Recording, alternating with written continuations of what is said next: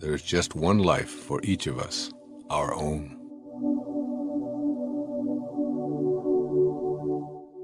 And Abraham Maslow once said, a musician must make music, an artist must paint, a poet must write, if he be at peace with himself. What a man can be, he must be. Don't die with your music still in you. The world you live in is an intelligent system in which every moving part is coordinated by every other moving part. There's a universal life force that supports and orchestrates everything. It all works together in perfect harmony. You are one of those moving parts. You showed up here in this body that you inhabit, precisely on time. Your body will leave here with the same precision. You're an essential piece of this complex system. Here you are in this intelligent system that has no beginnings and no ends, in which all of the galaxies move in harmony with each other. You must have shown up here for a reason. Khalil Gibran said, when you are born, your work is placed in your heart. So what is your work, your purpose? Are you living it out the way your heart urges you to? Listening to your heart. Take a moment right now and point to yourself. Your finger is very likely pointing right at your heart, not at your brain, but at your heart. This is who you are. The constant beating of your heart in and out and in, is a symbol of your infinite connection to the always present heartbeat of God, or the universal intelligence. Your left brain calculates, figures things out, analyzes, and comes up with the most logical choices for you. It thinks. Your right brain represents your intuitive side. This is the part of you that goes beyond reason and analysis.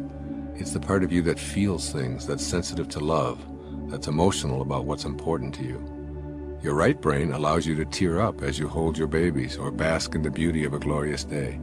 Your left brain can analyze it, while your right brain lets you feel it. Pick a situation and ask yourself if what you know or what you feel is most important to you.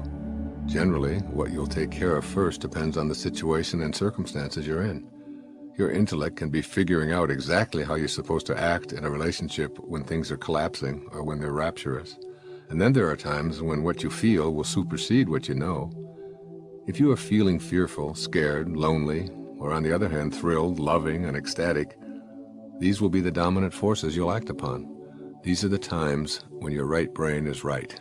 Your right brain will always lead you passionately to your purpose. Listening to your right brain. There's an intuitive, invisible presence that's always with you. I picture this presence as a nagging little creature who sits on your right shoulder and reminds you when you've lost your sense of purpose. This little fellow is your own death, urging you to get on with what you showed up here for because you have only so many days to get it done, and then your body will be departing for this visit. Your invisible companion will prod you when you're spending another day doing what somebody else has dictated if it's not a part of your own passion in life. You'll most likely always know when you're off purpose because of your thoughts of frustration. You might not always act on this knowledge, though, because your left brain has not mustered up the courage to do the bidding that your right brain knows is your destiny. Your inner intuitive voice keeps urging you to play the music that you hear so that you won't die with it inside of you. But your left brain says, wait a minute, be careful, don't take risks, you might fail. You might disappoint all of those who have a different view of what you should be doing.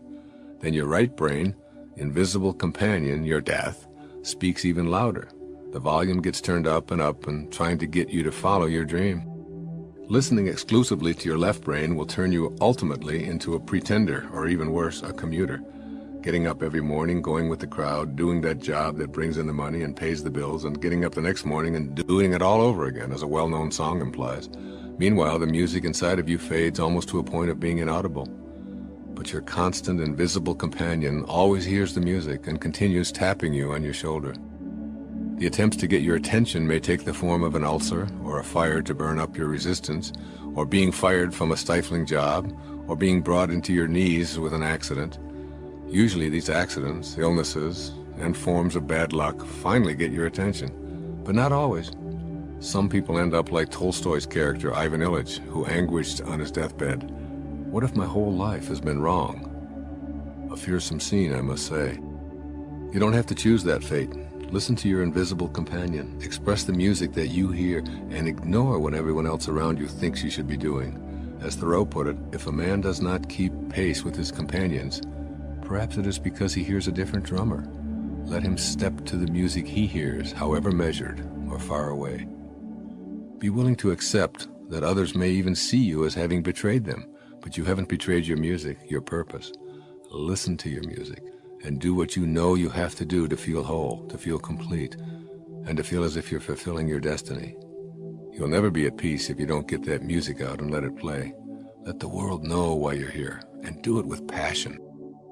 Being passionate means taking risks. You may indeed find yourself living a comfortable life when you don't follow your instincts. You pay your bills, fill out all of the right forms, and live a life of fitting in and doing it by the book, but it's a book that was written by somebody else. You're aware of that nagging companion saying to you, this may look right, but does it feel right? Are you doing what you came here to do? For many people, the answer is, how do I know what my heroic mission is? You'll find your passion in what inspires you the most. And what does the word inspire mean? It derives from the words in spirit. When you're inspired, you never have to ask about your purpose. You're living it. For one of my children, it's about riding horses and being at the stables. She's in heaven when on horseback, or even cleaning out a stall filled with horse manure. Another daughter is only inspired when she's singing, writing music, or performing. She's felt that way since she was 2. For another, it's her artwork and design that makes her feel purposeful. For yet another, it's designing websites and creating computer programs for others. For me, it's writing and speaking and creating products to help people become self-reliant. This has always been my passion, even as a young boy. So what is your passion? What stirs your soul and makes you feel like you're totally in harmony with why you showed up here in the first place? Know this for certain. Whatever it may be, you can make a living doing it and simultaneously provide a service for others. I guarantee it. The only thing that will keep you from playing the music you hear and marching to the unique drumbeat you experience within is fear. According to A Course in Miracles, there are only 2 basic emotions. One is fear, the other is love. You may fear the disapproval of others. Take that risk and you'll discover that you receive more approval when you don't seek it than when you do. You may fear the unknown. Take that risk as well. Wander in there, asking yourself, what's the worst thing that can happen if this doesn't work out? The truth is that you will just move beyond it. You're not going to starve to death or to be tortured if something doesn't work out. You might fear being successful. You may have been conditioned to believe you're inadequate or limited. The only way to challenge these absurdities is to go toward what you know you're here for and let success chase after you, as it most assuredly will. Or you may fear the biggest one of all. You may fear failure. The myth of failure. This may come as a surprise to you, but failure is an illusion. No one ever fails at anything. Everything you do produces a result. If you're trying to learn how to catch a football and someone throws it to you and you drop it, you haven't failed. You simply produced a result. The real question is, what do you do with the results that you produce? Do you leave and moan about being a football failure? Or do you say, throw it again, until ultimately you're catching footballs? Failure is a judgment. It's just an opinion. It comes from your fears, which can be eliminated by love. Love for yourself, love for what you do, love for others, love for your planet. When you have love within you, fear cannot survive. Think of the message in this ancient wisdom. Fear knocked at the door, love answered, and no one was there. That music that you hear inside of you urging you to take risks and follow your dreams is your intuitive connection to that purpose in your heart.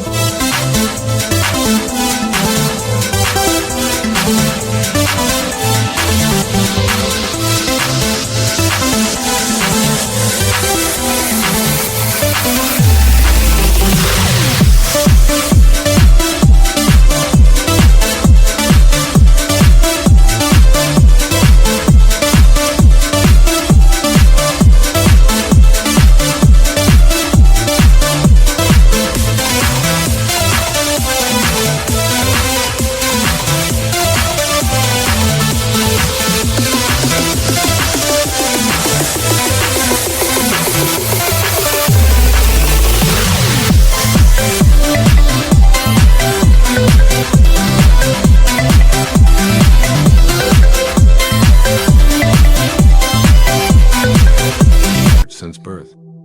Be enthusiastic about all that you do. Have that passion with the awareness that the word enthusiasm literally means the God, and theos, within, diasm, the God within. The passion that you feel is God inside of you, beckoning you to take the risk and be your own person. I've found that perceived risks are not risky at all once you transcend your fears and let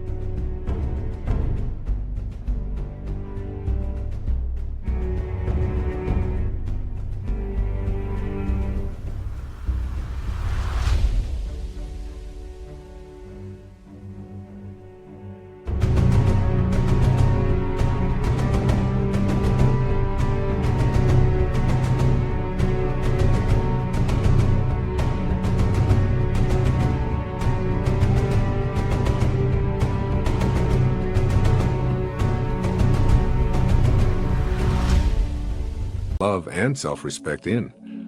When you produce a result that others laugh at, you're also stirred to laughter. When you respect yourself, stumbling allows you to laugh at yourself as an occasional stumbler.